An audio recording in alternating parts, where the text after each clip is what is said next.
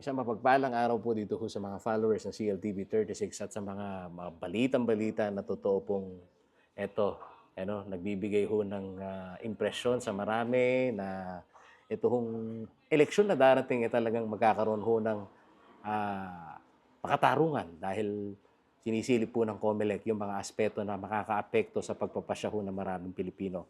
Gaya po nitong kontrobersyal na ang brand pa nga Ayuda Nation na daw tayo dito ho sa ating pong bansa. At nga naman, mabuti din kung sundan ho natin itong sinasabi ho ng COMELEC na meron ho daw 10 days before the election na ban sa mga ayuda o dun ho sa mismong payoff. O paano mangyayari yan? Sasabihin ng ating mga followers, maigi ho na maunawaan ho natin ito mismo sa mga otoridad. At kasama ho natin mga kaibigan si Dole Regional Director, Region 3 Director Geraldine Pandillo. Bupati ka muna sa mga followers ng Hello CLTV 36. po sa lahat ng mga nanonood at nakikinig sa CLTV 36. Magandang umaga po sa inyong lahat. Ano score dito sa narinig nating balita? Ito ho ba'y naibaba na ho sa mga regional office o ito ho ba'y press release pa lang para at least maintindihan ho ng ating mga followers? Mulat sa pool naman po talaga, ang guidance sa atin is ang programa. Lahat ng programa ng gobyerno po ay talagang i-implement po natin according to the guidelines po. So dito po sa mainit na issue ngayon na ipinupukol sa iba't ibang mga government agencies na nagbibigay ng ayuda, na nagagamit daw po ito sa pampopolitika. Kami po kasi sa Department of Labor and Employment, lalong-lalo na po sa pag-implement po ng programang TUPAD, hindi po kasi natin pwedeng sabihin na number 1 po siya or 100% po siyang ayuda dahil ito po ay pinagtatrabahuhan, no, ng ating mga benepisyaryo. So bawat araw po na pagtatrabaho, meron pong bayad na equivalent po sa minimum wage na prevailing po, no, sa ating rehiyon. So ang pong guidance po talaga is wag po itong isali, lalong-lalo na po sa mga campaign sorties po ng ating mga humahabol na mga opisyal ng pamahalaan, no? Maaring lokal po, national. So ngayon po mas pinaigting po ang ganitong parang pagpapatupad po ng mga election guidelines, no, sa lalong-lalo na po sa kampanya. In fact po, dahil merong mga issues na ipinupukol din sa Department of Labor, sinasali din po kahit po talagang sweldo po kasi, no, emergency employment po ang tupad, meron na po kaming mga ginawang mga pag-uusap sa lahat po ng mga local government units na kausap din po natin or kapartner po natin sa pagtutupad ng programa na ang bottom line po is makatulong po tayong pare-pareho gamit ang programa ng TUPAD na hindi po ito magagamit naman para sa pampupolitika dahil number 1 po, bawal nga po. And we also appreciate po, no, dahil marami po talaga ang nagbibigay ng parang mga hindi na parang maanghang na salita, lalong-lalo na po sa mga nasa House of Representatives, no. So meron din po kaming mga coordination meetings po, no, sa mga nasa House of Representatives. Actually po sa office po mismo, no, ni Speaker na kung saan po na pinag-uusapan po na hindi po talaga yan kasali doon sa dapat pong gamitin, no, sa mga campaign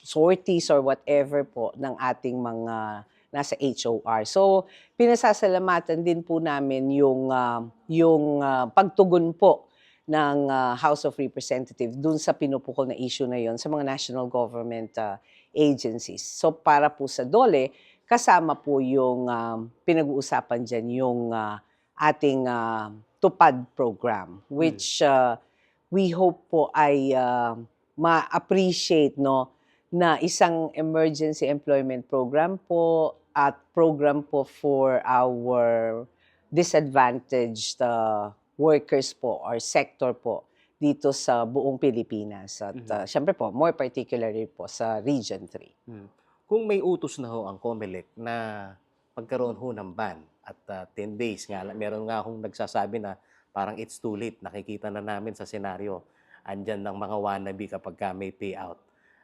Kayo na ho magsabi ho sa amin, dito ho sa Central Luzon, gaano ho katotoo na yung mga measures na ipatutupad dito ho sa payoff nito pong sweldo ng tupad. Sa mga payout po Payout, yeah. ng ating tupad dito sa Central Luzon, hindi po natin, hindi po isasali, no? Hindi po isasabay ang ating mga sabi nyo nga po, yung mga humahabol na officials or yung mga wannabes. So, we are ensuring po, no? We are assuring our listeners at ang ating mga nanonood na hindi po natin pababayaan na gamitin po yung programa para po sa pampopolitika.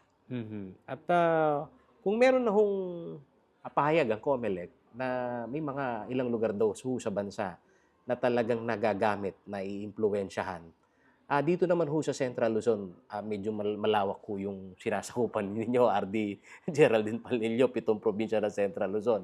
May highly urbanized city ka, may mga maliliit na bayan ka. Ano ba yung naging practice sa mga payout? At kalimitan ba saan nangyayari ito? Para at least intindido yung mga followers natin kung saan at kailan umaabuso at sabihin na natin sa mga payout ba merong pagkakataon na, kahit sabihin mo incumbent, sitting mayor, governor, na pwedeng magsalita muna. Pinahihintulutan natin na may entablado. Yan po, from the beginning, hindi po natin pinapahintulutan. Ngayon, kung meron po in the past na nangyaring ganyan, maaari pong during po the payout na gagawin ng Department of Labor and Employment, hindi po natin pwedeng sabihin walang nangyaring ganyan, dahil alam naman po natin that there were instances in the past na mukhang ganun po ang nangyari, pero hindi po yon ang primary na gustong mangyari na in partnership po with DOLE. So parang naging nakasama po sila, no? Let me say po kasi there are may mga opisyalis naman po tayo, mga incumbent na partner natin, no, sa pag-i-implement ng programa. Sa anong parte po ng pag-i-implement ng programa? Minsan, sila po yung nagpo-provide ng venue dahil malaki po yung venue, malapit po sa munisipyo dahil mas kilala po ng mga, or mas alam po ng ating mga benepisyaryo, yung mga nagtrabaho na susweldohan. So things like that. And minsan po, vinevet din po natin dahil ito po bang mga benepisyaryo namin na ito ay talagang walang trabaho? Ito po ba'y apektado talaga ng mga kalamidad? So yun po ang partnership na yun po kasi ay it helped us, no, na implement the program more efficiently, faster. So yun po ang nangyari. Pero ang ayaw ko pong magbigay ng mga specific instances in the past. Ang gusto ko lamang pong assurance na ibigay ngayon ay hindi po gagamitin ang programa natin, ang tupad, para po sa pamumulitika. Bagamat po maaari kung sabihin na nagpapasalamat din kami sa mga tumutulong po ng mga local chief executives, mga governors, mga mayors, no? Pero hindi po to the point na kailangang i-violate po ang mga guidelines po ng COMELEC, which we understand, which we also appreciate. So, yun po ang gusto nating sabihin sa ating mga kababayan. Ngayon, nandito po kami ngayon sa planning session nakita mo naman yan, Pau. At sa planning session, ito po ay isa din sa diniscuss namin na kung dati po nagkaroon ng mga instances like that, we will not allow it po this time. So we are now instituting measures na kung saan sinisiguro po namin na hindi po magkakaroon ng pagkakataon po na during payout po ay meron pong parang campaign sortie. Dahil pwera po sa alam na natin na ito ay mali, ay binibigyan na din po natin ng pagkakataon lahat po ng mga na hindi naman magkalaban no sa politika, yung lahat po ng gustong magserbisyo pero sa parehong posisyon lamang ay pantay na lamang po in terms po nung sa pagkakampanya nila.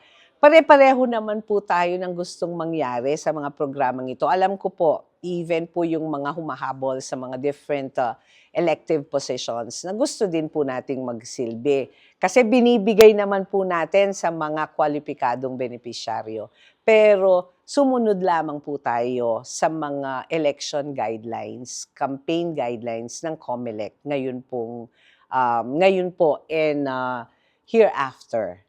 Ma'am, panghuli na lang dahil ang COMELEC ay may binabanggit na 10 days before the election. Tayo ho ba, nakaplansya na ba whole year round yung sweldo, itong payout ng mga benepisyaryo natin sa tupad? Hindi ko masasabi na lahat ng payout natin for the year kasi ang pagbaba kasi ng pondo din no ng tupad is hindi naman the whole year, ibababang minsanan yan para per region no, at saka meron din kasi tayong mga nilalaan na pondo na ayaw naman nating mangyari magkaroon ng kalamidad or mga hindi inaasahang pagkakataon na kailangan nating magkaroon ng special program para sa tupad using our tupad program no. So hindi pa nakaplansya lahat. Pero yung 10 days, definitely, kahit na hindi talaga namin gustong sabihin na ayuda siya dahil nagtatrabaho ang mga benepisyaryo natin, hindi naman natin binibigay lamang no dahil kasama sa programa talaga no, like other programs na talagang nakalaan para sa mga specific beneficiaries. Hindi tayo definitely no yung sinasabi niya na 10 days, kung may payout man dun sa 10 days kasi naman hindi naman natin pwedeng patagalin din na dahil may COMELEC guidelines na walang payout. Walang payout ba? Ano yung 10 days walang payout. Walang payout Before the election. before the election. So siguro we will look into that. Ngayong tinitingnan na namin no, itong planning namin ngayon, tinitingnan namin yung mga payout for this this first quarter and maybe yung first 2 months of the quarter na kasama dun sa election campaign, no? And 10 days before the election. So we will try our very best. Pero kung may payout man, definitely it's purely payout. Dahil sa lahat ng payout naman, yan ang guidance sa amin, ng aming Secretary of Labor during our meeting 2 weeks ago, na dahil nga alam natin na marami nang bumabatikos, ano no? So we will abide by that. At rough estimate, sa kasalukuyan, mga nasa ilan yung bilang ng mga benepisyaryo natin ng tupad sa Central Luzon? At For rough this, estimate. para sa year na ito, Oo. ang target kasi namin ngayon is nasa less than 100,000. 100,000. Pero syempre, iba pa yung that's for 20 days. No? Pwedeng itong 10 days, so 140, something like that. Pero target yan. Pero actual kasi tayo dun sa budget na ilaan para sa atin.